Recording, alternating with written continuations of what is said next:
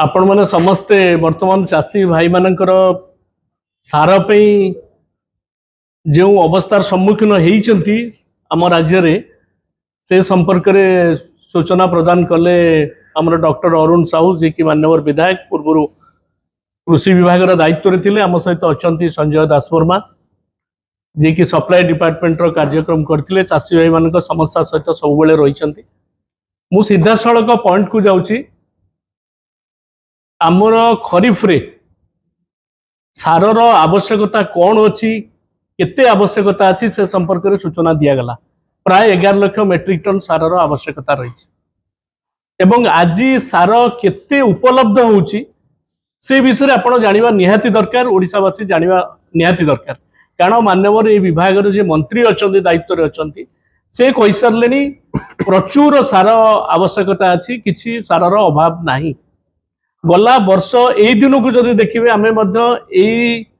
Room रे आपण सहित आलोचना करूँ सार मालकानगिरी एवं कोरापुट रे राति अनिद्रा होकर पिला छोट पिला काखेकरी महिला माने किभली भाव में धाड़ी रे थिले सार पाइबा आमे आशा करूँ जे डबल इंजिन सरकार किभली भाव में सुधुरी जीवे एवं चाषी भाई मान प्रति समस्या प्रति समाधान करने दिगरे गोटे पॉजिटिव अप्रोच ने किंतु आज आउरी अवस्था भयंकर है 11 लाख मेट्रिक टन जो सारर आवश्यकता अच्छी खरीफ रे केते देइछन्ते स्टेट एलोकेशन 5 लाख मो पाखे जहाँ अच्छी 5,30,000 मेट्रिक टन पे देइछन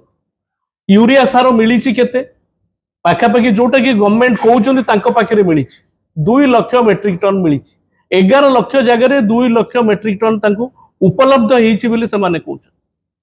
एवं सबुठू आउ गोटे बड़ विभ्रांतिकर सूचना दिखाई विभाग तरफ ए विभाग शासन सचिव गोटे कलेक्टर मान चिठी देते जे विकल्प सार आमे यूरिया दे पारूनी हाथ टेकी विकल्प सार नाम कम्प्लेक्स फर्टिलाइजर दवाई जो आह्वान देते समस्ते चाषी भाई मैंने यूज करूँ ये गोटे चाषी भाई मान को विभ्रांति करने मुझे डबल इंजिन सरकार गोटे षड्यंत्र तार कारण हूँ जो कथा ये अरुण बाबू ये सूचना देले यूरिया रे जो परिमाण नाइट्रोजेन अच्छी 46% वर्तमान जो विकल्प सार कथा कहते ताधरे नाइट्रोजेन परिमाण अच्छी 20 पॉइंट समथिंग 21% पाखापाखि तेणु ये 46% जो आवश्यकता होता चाषी भाई मानकर नाइट्रोजेन से ये किभली भाव में आवश्यकता पूरण करिवो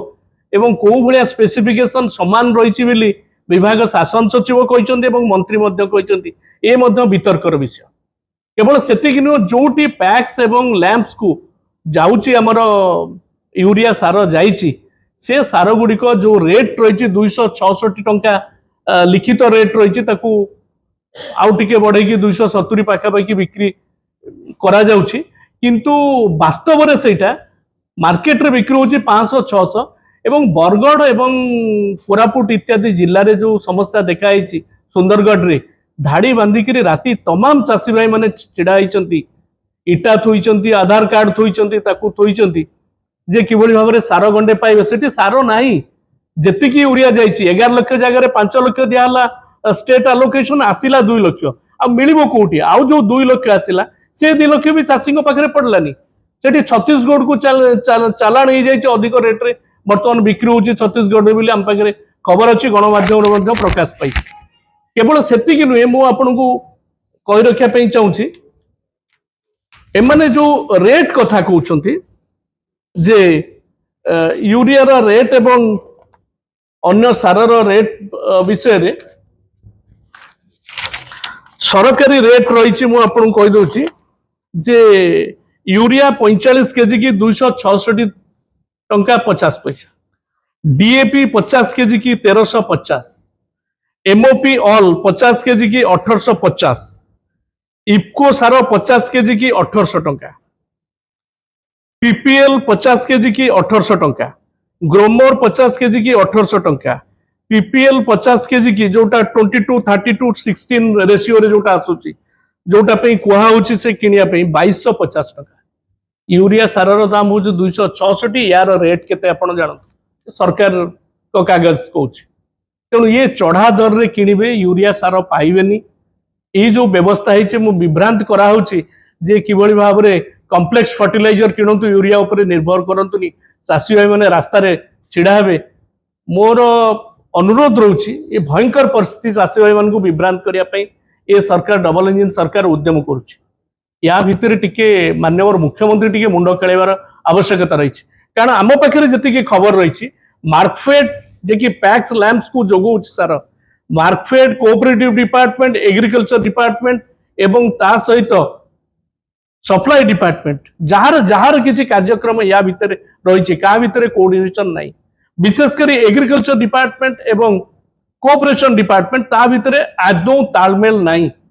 माननीय मुख्यमंत्री तुरंत या भितर इंटरफेयर करी ये समस्यार समाधान करने उद्यम करंतु नले बिजु जनता दल चाषी सहित रही चाषी सहित विगत दिन आज रही आम राजरास्ता को ओल्लैया बाध्य। धन्यवाद।